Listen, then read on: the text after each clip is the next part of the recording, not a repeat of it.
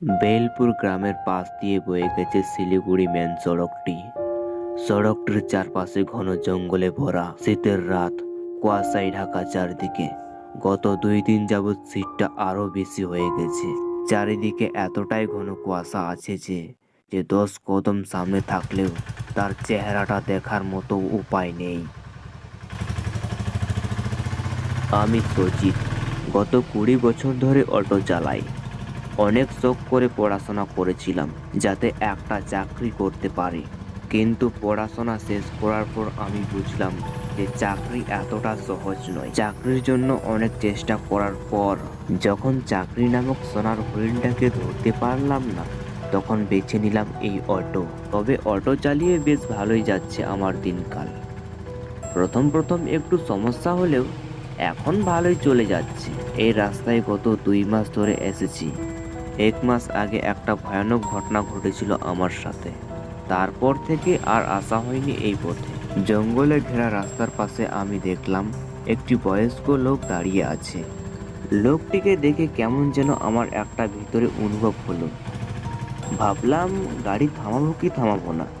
আবার ভাবলাম ঠান্ডার মধ্যে মনে হয় অনেকক্ষণ থেকে দাঁড়িয়ে আছে। তখনই আমি টোটোটিকে দাঁড়িয়ে তাকে জিজ্ঞেস করতে শুরু করলাম, কাকা আপনি কোথায় যাবেন? লোকটি আমাকে বলল, আমি বেলপুর 8 মাইল যাব। নিয়ে যাবেন কি? হ্যাঁ, আমি তো সেই পথেই যাচ্ছি, উঠে বসুন। তখনই আমি লোকটিকে নিয়ে বেলপুরের দিকে যেতে লাগলাম।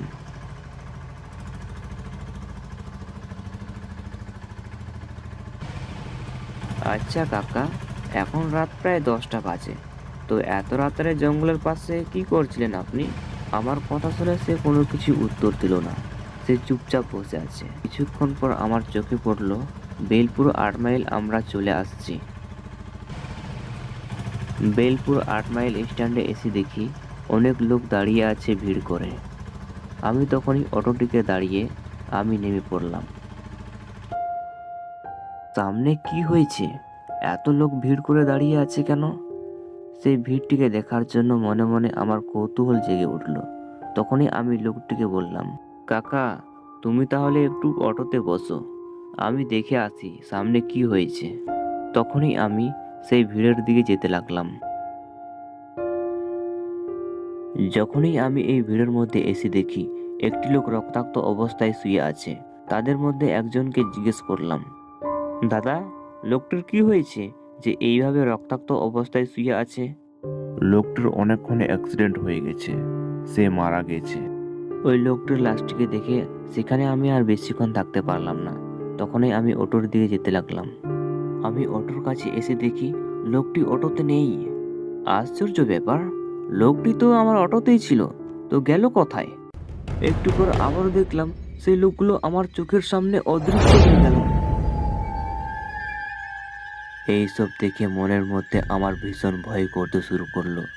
ফাঁকা নির্জন রাস্তায় আমি একা দাঁড়িয়ে আছি। তখনই আমি অটোতে উঠে সামনের দিকে যেতে লাগলাম। আমি অটো চালাতে চালাতে মনে মনে ভাবতে লাগলাম, আজ আমার সাথে কোনো বিপদ হবে না তো? এইসব কথা ভাবতে ভাবতে আমার চোখে পড়লো সেই লোকটি যে একটু আগে আমার অটোতে বসেছিল। সেই লোকটিকে দেখে আমি আবারও অটো থামালাম। কাকা আপনি কোথায় গিয়েছিলেন? আপনাকে খুঁজে বেড়াচ্ছিলাম, কিন্তু আপনি অটোতে নেই। আপনি কোথায় গিয়েছিলেন? ও আমার একটু পেটটা কেমন যেন করছিল, তাই তোমাকে না বলে সেখান থেকে চলে আসছি। তাই আমি লোকটিকে নিয়ে আবারও সামনের দিকে যেতে লাগলাম। আবারও কিছুক্ষণ পর আমার চোখে পড়লো বেলপুর 8 মাইল। আমি অবাক হয়ে গেলাম, বেলপুর তো আমি পিছনে ছেড়ে আসছি।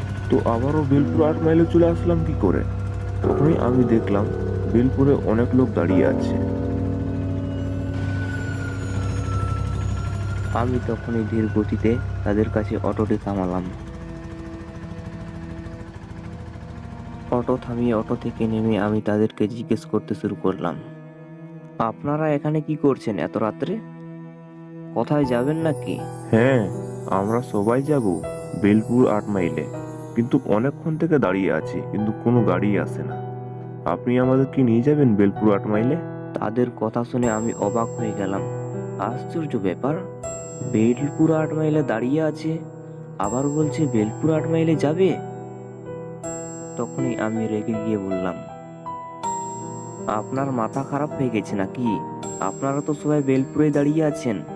তখনই আমি দেখলাম আমার পিছনে থাকা লোকটি এক ভয়ানক রাক্ষসে পরিণত হয়ে যায়। তারপর সেই লোকগুলো তারা সবাই ভয়ানক রাক্ষসে পরিণত হয়ে যায়।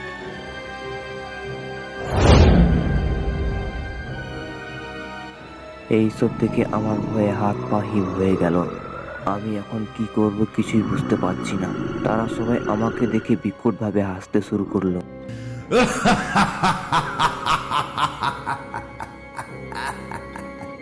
তাদের ভয়ানক রূপ দেখে আর আমি নিজেকে নিয়ন্ত্রণ করতে পারলাম না। চোখ আমার জড়িয়ে আসছে। তখনই আমি মাটিতে লুটিয়ে পড়লাম।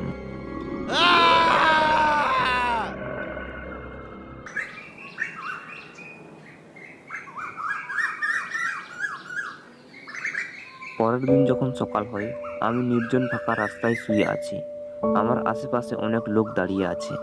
তখনই আমি দাঁড়িয়ে থাকা লোকগুলোকে রাতের সব ঘটনা খুলে বলি। সেখানে দাঁড়িয়ে থাকা একটি লোক আমাকে বলল, তুমি আজ প্রাণে বেঁচে গেছো, তোমার ভাগ্যটা অনেক ভালো। আজ থেকে কয়েক মাস আগে এক পরিবার বোলপুর স্ট্যান্ডে নেমে তারা সবাই বাড়ির দিকে যাচ্ছিল। তখনই রাতের অন্ধকারে একটি বাস এসে তাদের অ্যাক্সিডেন্ট হয়ে যায়। এই অ্যাক্সিডেন্টে তারা সবাই মারা যায়।